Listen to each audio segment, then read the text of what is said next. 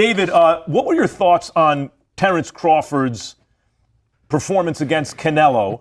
A guy, look, Canelo never ducked anyone in his career until you got to super middleweight. And he clearly has not fought you, even though you were the number one guy. But otherwise, he's been a guy who's willing to fight everyone. And I have thoughts about that I want to ask you about in a minute. But first, I'd like to get your thoughts on Crawford's performance against Canelo, because he beat you to it. What do you think about how Crawford did? First of all, I just want to give Terence Crawford a great congratulations. You know, he's reached a part in history that only so many fighters get to even accomplish in boxing. You know, he's one of the greatest of all time. There's nothing, you can't take that away from him. Terence Crawford should be on the Mount Rushmore in boxing, because not only did he go up 3 weight classes, he beat one of the best fighters of this generation. I don't remember any time in history where anybody has come up from 147 pounds and won the super middleweight championship. Not only just won, but the undisputed.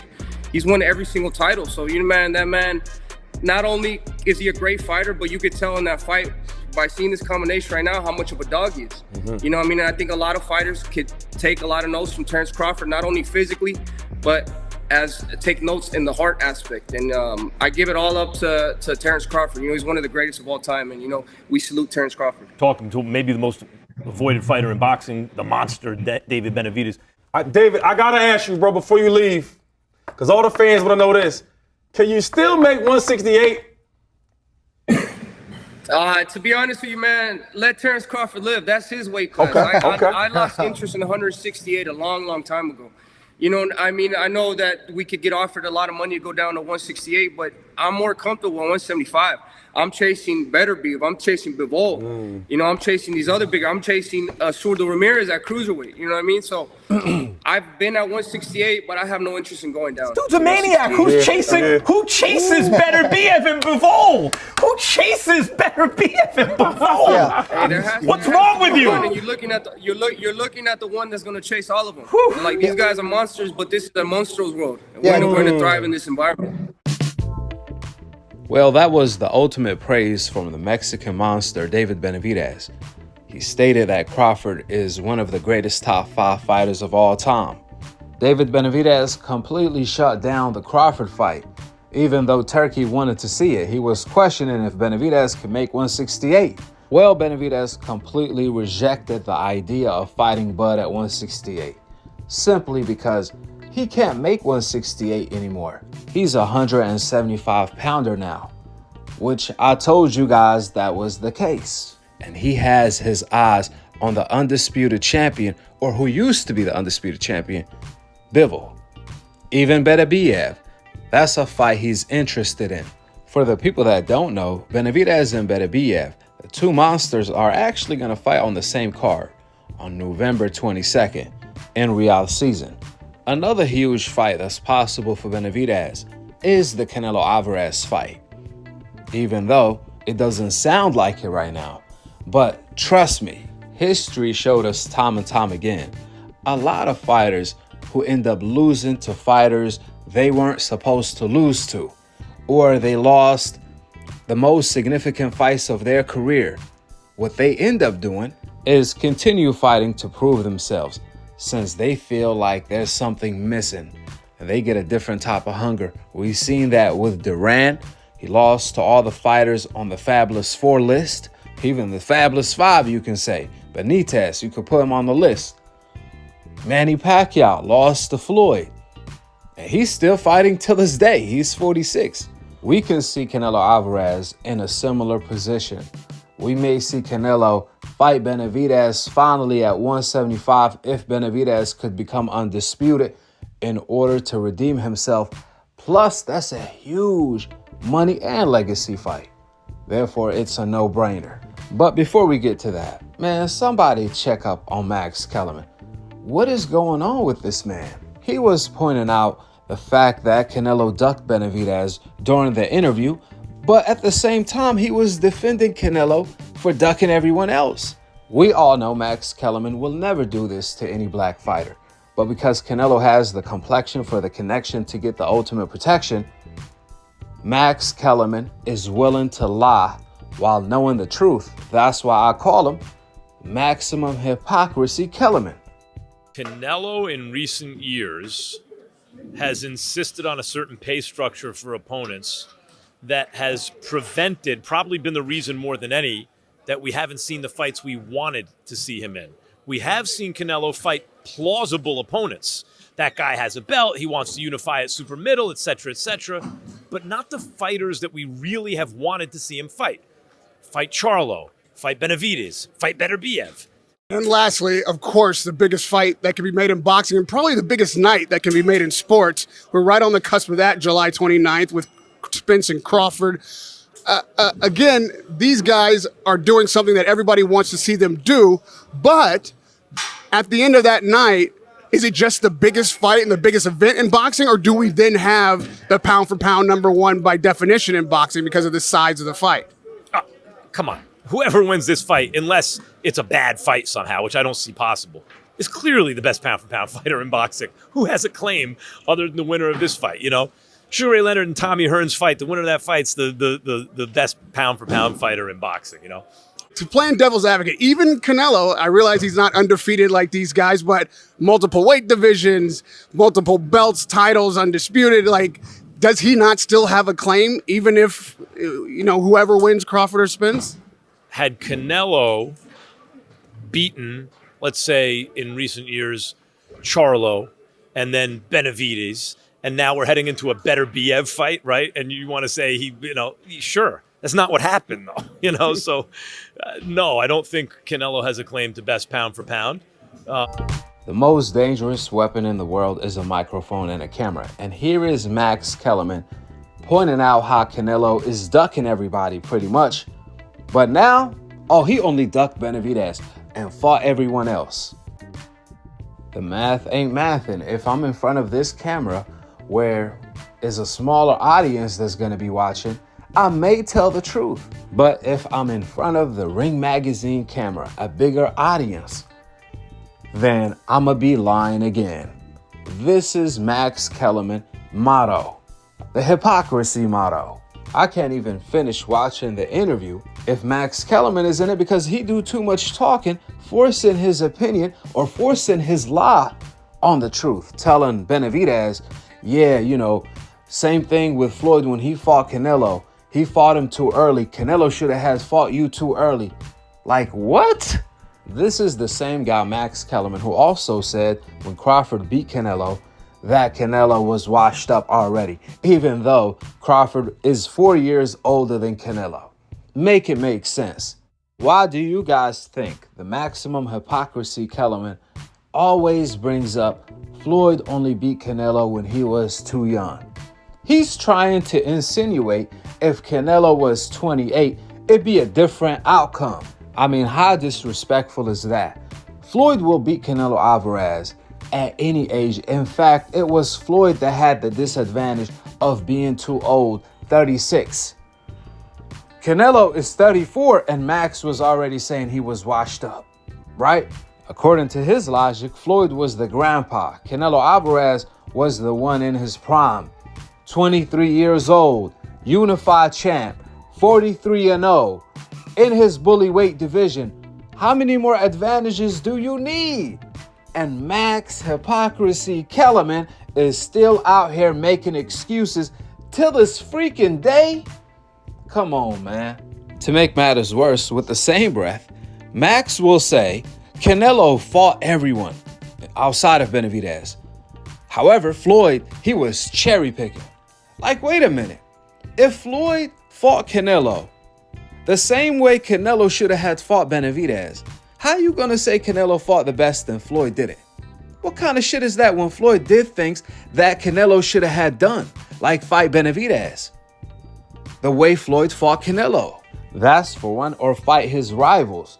The way Canelo should have had fought Andrade and Jamal Charlo. Floyd fought his rivals, he fought the veterans, and he also fought the hungry lions on the come up.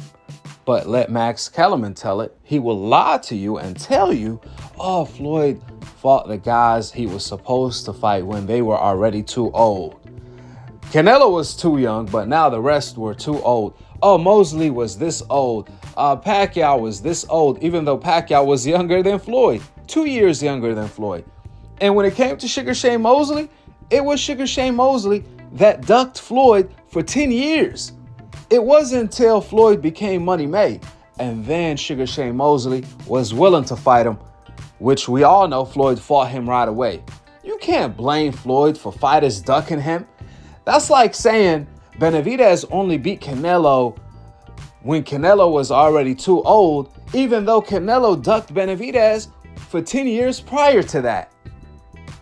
That's the maximum hypocrisy right now on the Ring magazine. Who brought this guy on television again? We was great without him. But you know what? Max Kellerman earned it. I'm going to make another video about Max Kellerman solo, exposing his hypocrisy. Furthermore, when it comes to Benavidez, the reality is he has his legacy in front of him, and that's Bivol for Undisputed. You also got Benavidez. You also have his upcoming opponent. That's a tough fight. Yard is nothing to play with, and I know Benavidez is going to be ready. Last but not least, Canelo Alvarez. I told you guys before, if Benavidez can put himself in position to be the face of boxing after Crawford retires, or even one of the faces, to the point where Canelo Alvarez is still around and he can't deny the fact that Benavidez is now the man that he used to be. If Benavidez can become undisputed at 175, he can lure Canelo Alvarez in to fight him. You guys heard what Max Kellerman said. Nobody beat Canelo Alvarez by backing him up, by applying pressure. Everyone that beat him had to outbox him. So he believes Benavidez will be the first one to do that. Beat Canelo Alvarez by backing him up, which is one of the major reasons Canelo didn't want to fight Benavidez. Canelo always complains about fighters who moves around. He claims he wants a war, but every time someone came to him, Canelo started moving like he did with Triple G in the first fight. We all know what time it is. But the reality is, Max lied once again. Floyd was backing up Canelo Alvarez majority of that fight. Go back and watch the fight on DAZN without any commentary, unless it's the right commentary. You will see Floyd Mayweather backing up Canelo from the first bell. You will see Floyd backing up Canelo majority of the fight. Canelo was on his back foot and Floyd was whooping his ass. Don't believe what the maximum liar Kellerman had to say. However, the reason why Canelo didn't want to fight Benavidez is because Canelo wouldn't enjoy the luxury of being 20 pounds bigger than his opponent like Floyd and Crawford were.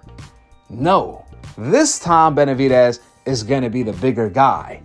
A bigger guy with tremendous hand speed that goes to the body, durable, has good defense, has good chin, has good boxing IQ, who also has a good jab. Canelo doesn't want to be at the end of that. It's unfamiliar territory.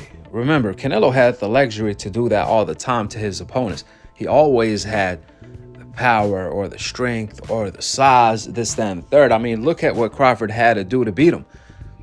He had to do what Canelo would have had done against Benavidez times 3. At the end of the day, Canelo never had to move up a weight division to fight Benavidez.